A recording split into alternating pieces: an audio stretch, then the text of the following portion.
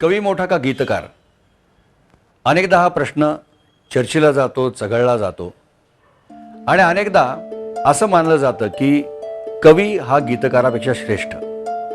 याचं कारण असं की तो खूप आतून स्फुरलेली कविता आपल्यासमोर लिहितो, सादर करतो. आणि गीतकार बिचारा, त्याला लोक सांगतात आम्हाला अशा प्रकारचं गाणं लिहून द्या, त्या प्रकारचं गाणं तो जुळवून देतो. त्यामुळे कवी हा भारी आणि गीतकार हा तसा कम अस्सल असं मानण्याची आपल्याकडे प्रथा आहे. पण जेव्हा एखादा गीतकार अत्यंत प्रभावी माध्यमातनं आपल्या गीतातून कविते एवढाच उत्कट असा अनुभव देतो, तेव्हा तो गीतकार आणि कवी यांच्यामधलं अंतर पार करतो. असे गीतकार अभावानेच आढळतात. पण आपल्या सुदैवाने असा एक गीतकार आपल्याबरोबर गप्पा मारायला आपल्याला लाभलाय. या गीतकारांनी सुद्धा काव्य आणि गीत याच्यातलं अंतर पार केलंय आणि अगदी सामान्य माणसापर्यंत कविता नेऊन पोहोचवली आहे. गदिमा जगदीश खेबुळकर यांच्यासारख्या प्रतिभावान गीतकारांची परंपरा आपल्या मराठी चित्रपटसृष्टीला लाभलेली आहे. प्रत्येक पिढीत ही परंपरा पुढे नेणारे तरुण उमदे असे गीतकार तयार होत असतात. अगबाई अरेच्या मधल्या मनउधाण वाऱ्याचे या मनाच्या वेगवेगळ्या विभ्रमांचं वर्णन करणाऱ्या गाण्यापासून ते वाजले की बारा ही नटरंगमधली लावणी आणि आयुष्याचा गर्भितार्थ सांगणारा खेळ मांडलासारखं गाणं, इतकी वैविध्यपूर्ण गाणी लिहिणारा एक उमदा प्रतिभावान असा गीतकार आपल्या भेटीला इथे आलाय. खास दिवाळी निमित्त त्यांच्याशी आपण गप्पा मारूया. गीतकार गुरु ठाकूर. कवी म्हणून एखादी कविता स्फुरते कवीला, तेव्हा वेळ काळाचं काही बंधन नसतं. त्याला जे स्फुरतं ते तो लिहितो. पण जेव्हा चित्रपटासाठी गाणं लिहिण्याची वेळ येते तेव्हा काही बंधनं येतात का, आणि मग त्याच्यात कवीची प्रतिभा कशी काय वापरली जाते? बरोबर आहे. कवी म्हणून लिहिताना नेहमीच आनंद असतो, कारण कुठल्याही घटनेवर तुम्हाला सुचतं अचानक आणि ते तुम्ही लिहित जाता किंवा एखादा प्रसंग.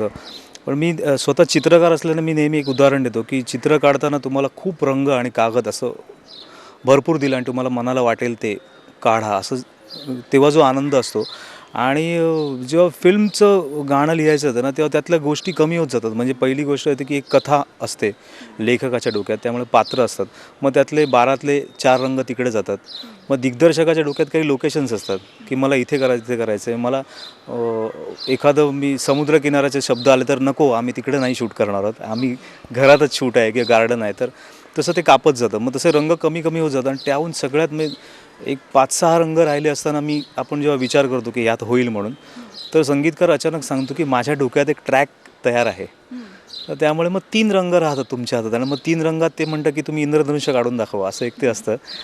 तर ते खरं अवघड असतं, पण एक चॅलेंज पण असतं खूप, आणि चॅलेंज नेहमी स्वीकारायला आवडतं मला. तर म्हणून मला आवडतं ट्रॅकवर लिहायला. पण एखाद्या चित्रपटासाठी काम करताना गुरु, माझ्यासारख्या अनेक सामान्य लोकांच्या मनात हा प्रश्न येतो की गीतकाराला गाणं सुचतं कसं? म्हणजे प्रतिभा ही जी एक गोष्ट आहे, तर त्याबद्दल सांगा ना. त्याबद्दल म्हणजे खूप जण मला गाणं सुचतं कसं, खरं तर याला काही तसं उत्तर नाही आहे म्हणजे शब्दशः किंवा प्रोसेस.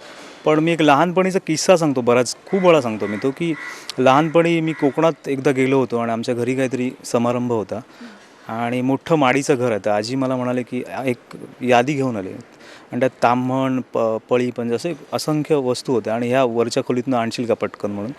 तर मी तो गेलो तिथे आणि कोकणातल्या घरात साधारण एक 6-6:30 नंतर काळोख होतं, मिट्ट काळोख, आणि मी लहानपणी खूप घाबरायचो काळोखाला.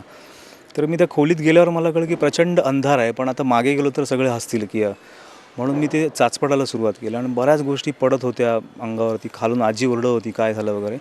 आणि ते चाचपडताना मला एक गोष्ट माझ्या हाताला लागली. ती ते यादीत नव्हती, पण ती गोष्ट हाताला लागल्यानंतर पुढच्या 5 मिनटात मला हव्या असलेल्या सगळ्या गोष्टी मिळाल्या. ती गोष्ट होती त्या खोलीच्या दिव्याचं बटन. तर मला वाटतं गाणं सुचणं ही ते बटन सापडण्याची प्रक्रिया असते आणि लोक त्याला प्रतिभा म्हणत असतात कदाचित त्या बटन लागण्याला. तर तसं गाणं सुचण्याचं मला वाटतं. पण म्हणजे उदाहरणं दाखल द्यायचं झालं तर अगबाई अरेच्या मधलं जे मनउधाण वाऱ्याचे गाणे, जे मला स्वतःला सुद्धा खूप आवडतं, कारण माणसाच्या मनात जे काही विचार येत असतील किंवा मनाच्या ज्या वेगवेगळ्या काय म्हणतात त्याला अवस्था आहेत त्यातली कुठलीच त्याच्यात राहिलेली नाही आहे. म्हणजे ते ऐकल्यावर असं वाटतं की अया हो अरे हो. तर ते तुम्हाला कसं तुम्ही मांडलं ते शब्द? ते मुळात काय झालं की त्याचे मी फिल्मचे संवाद केले होते आणि माझं पहिलं गाणं फिल्मसाठीचं. आणि संवाद लेखन झाल्यानंतर एक दिवशी दिग्दर्शक केदार म्हणाला की आपल्याला असं एक थीम सॉन्ग हवं फिल्मला जे अख्ख्या फिल्मला मॅच करेल. तर काय ते डोक्यात नव्हतं. अजय अतुलकडे गेलो आम्ही. त्यांनी एक चाल छान केली होती, ट्रॅक रेडी होता आणि ते म्हणलं की याच्यावर काहीतरी तू विचार कर. तर काय विचार कर हे त्यांच्या डोक्यातून कुणा डोक्यातून काय असेल म्हणून. तर फिल्म लिहिताना असो की त्या नायकाला स्त्रियांच्या मनातलं ऐकू येतं. तर बायकांच्याच किंवा कोणाच्याही मनातलं ऐकून हा केवढा शॉक असतो की त्यात मी काही प्रसंग लिहिले की एक बाई घरात आहे समजा बसली आहे आणि ती ऑफिसचा विचार करते की ऑफिसला बॉससमोर बसलेली बाई हा विचार करते की आज सासूबाईंनी नळ उघडा ठेवला असेल का. तर जेव्हा आपल्याला हे ऐकू येईल तर आपण शॉक पहिले होऊ की माणूस किती आता इथे आहे तो विचार दुसरीकडेच आहे. तर मनाच्या अवस्था घेऊन जर काहीतरी आपण केलं तर अख्ख्या फिल्मला ती थीम जाईल म्हणून मी विचार करायला सुरुवात केला. आणि कॉन्ट्रास्ट मला खूप वाटलं कारण आत्ता एका ठिकाणी आनंदी असताना माणूस दुःखाचा विचार चालू असतो की इथे हसताना तो टेन्शनमध्ये आहे. तर तो कॉन्ट्रास्ट आपण जपावा म्हणून मी ते का होते बेभान कसे गहीवरते हे त्या ट्रॅकच्या याच्यावरती मला पहिली सुचलेली लाईन ही होती की बेभान होणं आणि गहीवरणं. आणि मग मी हळूहळू विचार करलो की काय अशा गोष्टी असतील की एकमेकाला कॉन्ट्रास्ट करतील मनाच्या. मग त्या सगळ्या अवस्था एक एक सापडत गेल्या आणि मग ते मायेच्या हळव्या स्पर्शाने हे मला वाटतं खरं तर गाणं सरळ सुचतं पण माझ्या बाबतीत हा पहिल्या 2 ओळी मला सगळ्यात शेवटी सुचल्या.